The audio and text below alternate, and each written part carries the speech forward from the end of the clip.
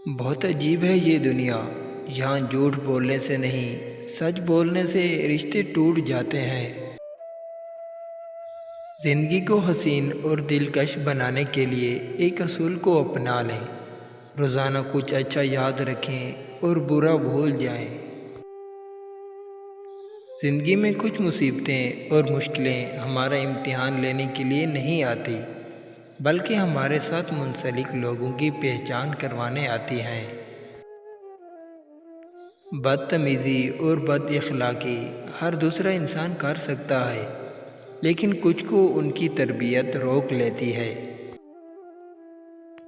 عشق اور محبت کرنا کوئی گناہ نہیں، ہاں، مگر جب بھی کسی عورت سے محبت کرو تو جگہ جگہ اس کی نمائش مت کرو، کیونکہ محبت پردے میں اچھی لگتی ہے، یہ دکھاوے کی چیز نہیں۔ ہمیشہ صبر والے لوگ ہی سکون میں رہتے ہیں، کیونکہ انہیں یہ یقین ہوتا ہے کہ اللہ جو کرے گا بہتر کرے گا۔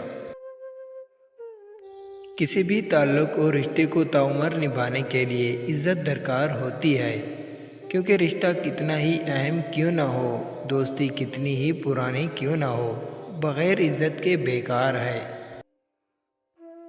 خاموشی بہت اچھی عادت ہے اگر آپ اسے مناسب وقت اور حالات میں استعمال کرتے ہیں۔ خاموش رہنے کے 5 بڑے نقصانات۔ نمبر 1، لوگ آپ پر رعب اور دبدبہ چلائیں گے، کیونکہ وہ جانتے ہیں کہ آپ نہیں لڑیں گے۔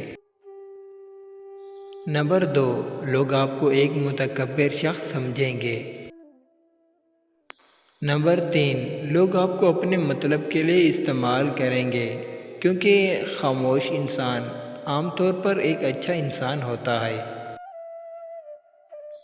لوگ سمجھیں گے کہ آپ ایک شرمیلے انسان ہیں۔ نمبر 5، لوگ آپ سے دوستی نہیں کریں گے، کیونکہ ان کے لیے آپ کو سمجھنا اور جاننا بہت مشکل ہے۔ اس لیے کبھی کبھی خاموش رہنا بہتر ہے، مگر ہر وقت خاموش رہنا نقصان دہ ہے۔ دل کا سکون اگر چاہتے ہو تو یہ اللہ اور اس کے رسول کے ذکر کے سوا کہیں نہیں ملے گا۔